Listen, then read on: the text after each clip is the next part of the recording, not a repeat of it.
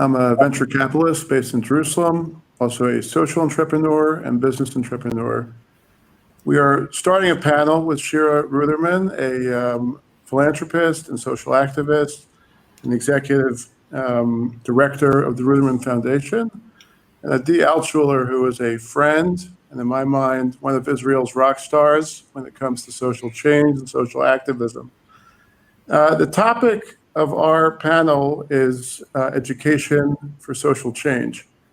And I would like to start with Shira as we think about the education system today and what we're trying to disrupt fundamentally, how we can use education as an instrument of change. So first, great being here with you all. And Elie is a dear friend for many years, and it's absolute pleasure. I would start by saying that part of, I think, the philosophy and the approach that we have towards education, that everything starts and ends with education. And today's education is not necessarily what we know as, knowledge based. It's more skills based. So the question is, how do we approach our systems, our physical space, our teachers, our approaches systematically together to enhance change and teach our generations to come, my kids included, to view education as fun place and fun experience and a meaning of fun that makes them curious. So is education is a tool for change? Absolutely. But it does not stand alone in what we experience in schools. It has to be a systematic and cultural approach to how we view schools, to how we view school and informal education, to how we view whatever happens in school connected to each other, meaning math and art are not disconnected in the impact of how kids come towards their experience of education.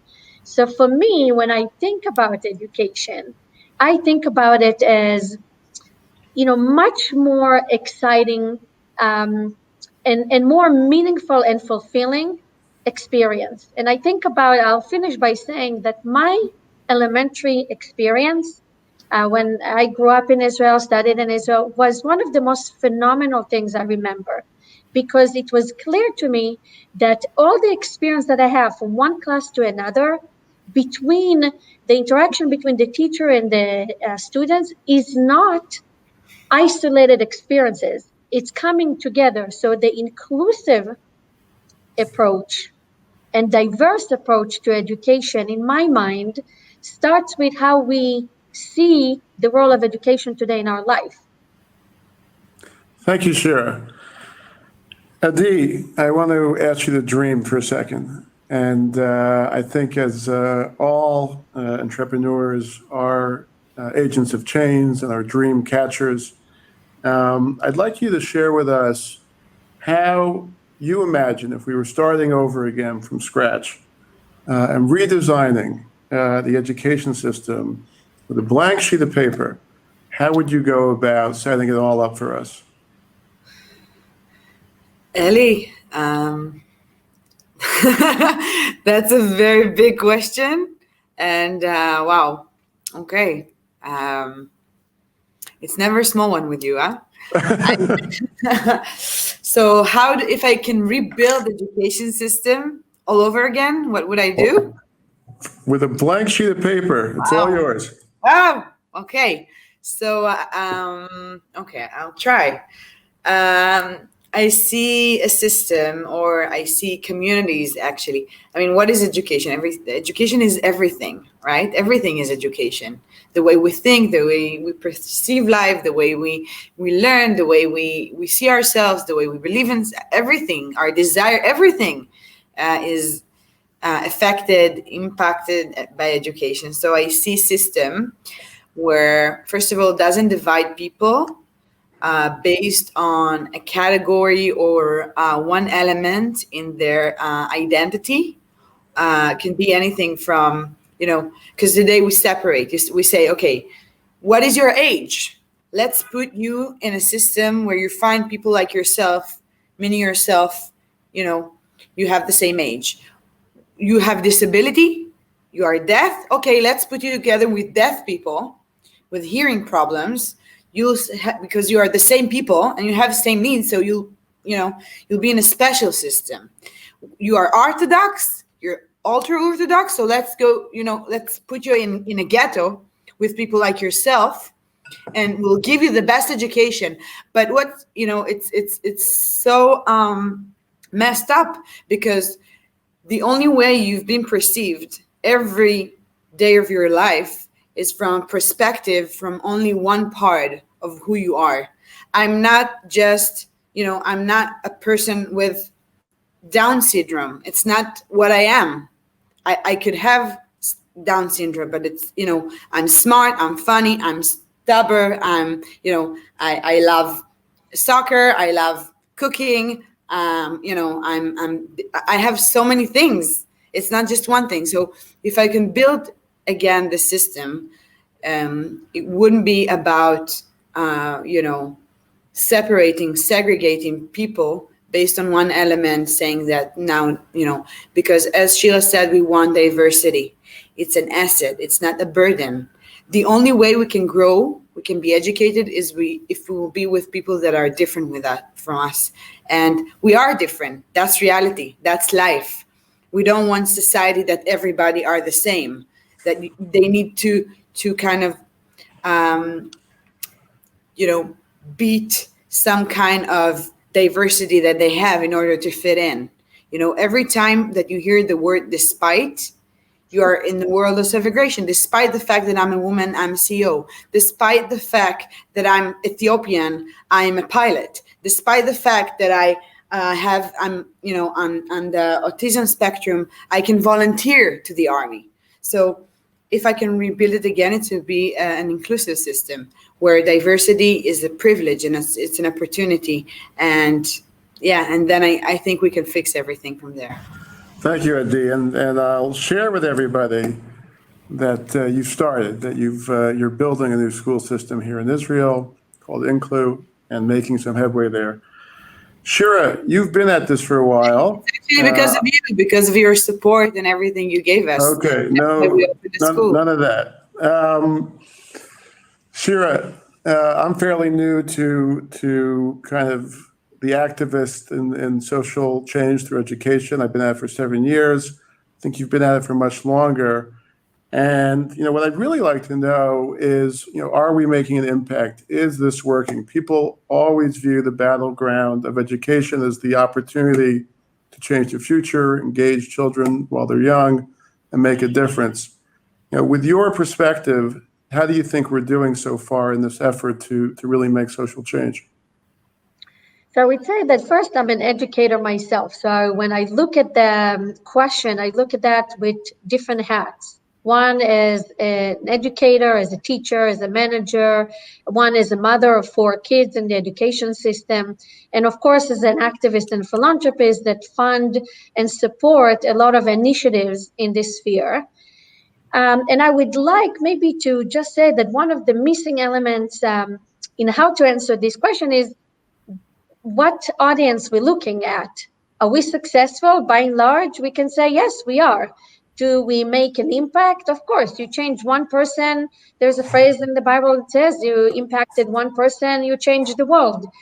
But I think that you and I and probably a few others, when we look at impact, we view it from a question of scale. We view it from a question of systematic change.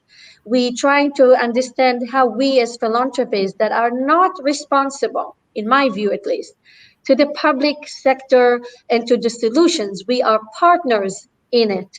We have the privilege that maybe others don't have to create initiatives and bubbles of schools and maybe districts to see how pilots and ideas work at. But their responsibility at the end of the day to run the systematic change in a country or in a city is by the public sector. Great. So when I view it, and I'm thinking about what you said, like we fund 20 years. And sometimes I have moments that I say to myself, do we really make a change? Because changing one school, of course, it's amazing. It's important to impact maybe even 4,000 students in a country is outstanding. But we both know it's not everyone. It doesn't also mean that, we're making the change to be sustainable for the futures. And it doesn't even mean that others can be impacted by it because we're creating this bubble. So you ask Adi about her dream, and I can't take away her dream because we probably share a lot of the values. But my dream is that we will stop see education as initiatives, that we will stop seeing education as startup. Although, you come from the startup world, I invest in the startup world, but I see education as the fundamental platform for a good society, because this is where we teach our kids how to be good people, to be good citizens, how to think about a change, how to be advocates for a change. How can we create that if their experience on the public systematic change is not something that they necessarily see the best practice, and B is something that a lot of other kids like them in the same country or the same city experience. Shira, I'm going to just jump in because we're going to run out of time. I'm going to go to the game show section of this panel. We're going to go rapid fire really quickly. So I want to think big here because that's what we're trying to do. We want to make big change. We want to disrupt something that we're unhappy about.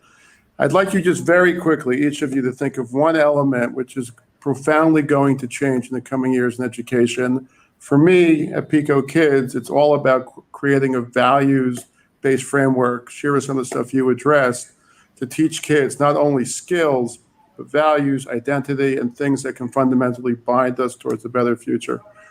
Adi, you got 1 minute, 60 seconds, go. So I think if it's about the system, and the minister and the CEO currently we're working on it, it's about, flexibility, autonomy, and trust in the system. And in terms of the content and the value, it's about creating a place and meaning for every student. So we can bring compassion to be the core essence of the communities. I'm sitting in my office in Tel Aviv. There's a protest outside, which might be providing some call for action for social change. Shira, 60 seconds. What's the one big element that you think will change in the coming years? I think that we experiencing during this COVID, few changes to come. The hybrid models, when we talk about being physical and reimagine experience virtually, I think that we have to uplift the positions of the teachers. We have to talk about excellency, meaning not to compromise about the quality, the diversity, the inclusion that we want to see, because it trickles down to how our kids growing up. So I think that it's excellency, it's reimagining, it's some passion. I think we have to bring the passion and the value base and the skill base back to our system. Thank you. So we're in the game show section. So I'm going to talk about a $100 million prize. And it's a challenge I've given to Adi in the past. And Shira and I discussed beforehand. If I was writing a $100 million check right now and you could spend it, but you had to spend it right away to make a really big difference because we want to make change now. Adi, what would it be? What would you do with $100 million? I refuse to answer this question. Okay, I'll raise it to $1 billion. What would you do right now? I'm a big failure when it comes to thinking, and about money. But I can tell you this. I think, this is really hard times, talking about the protest outside your window. People lost everything they had here and in other countries, of course. And, despair and feeling, all this stress. It's hard, and and education gives me hope because there are thousands of amazing people that are there. They are the teachers, they are the principals, they are the people that wake up every day, regardless of the money that they don't get money, and regardless of anything, just to try to fix and to help people in order to change this society and other societies. And I think rather than politics, education is the only way. So I think listening to people on field, that's the best way to go. And thank you. Adi, you didn't spend any money I just gave you. Shira, what are you going to do with $100 million today? I think it's a proof, Adi's answer, it's a proof to my mind that education is not just about money. You can spend $1 billion probably in a few minutes. I can make some decisions to spend $1 billion and it would not create a change. It's to redesign and to rebuild how we look at that. I also think it's fair to say that education is not necessarily a sustainable model. It's not that if you invest money, you solve the solution. It's constant new generations, new kids coming in. And the other thing I would say, where? Are we spending it in the public system in Israel or in the day schools in the Jewish communities around the world that probably most likely would never be sustainable models? So we really need to rethink how our education system looks like in the future to try to make it more impactful and meaningful experience, so it will be a mirror to the values and the change that we want to see as a society. Great. So we just have 1 minute, and with your permission, I'm just going to wrap up and say thank you, both of you. My view and the work I've been doing at Pico Kids is that everyone is equally underprivileged today when it comes to a 21st century education. We really have to take our most creative thinkers, reimagine the system, and hopefully build a framework for a better future and a better outcome for everybody. So thank you very much, both of you, and looking forward to hearing your dreams. And Elie, thank you for being such an amazing inspiration and such a big supporter, not for me and what we do, but for so many people, especially in Jerusalem, but all over the country. Thank you, and thank you, Shira. Thank you, Adi.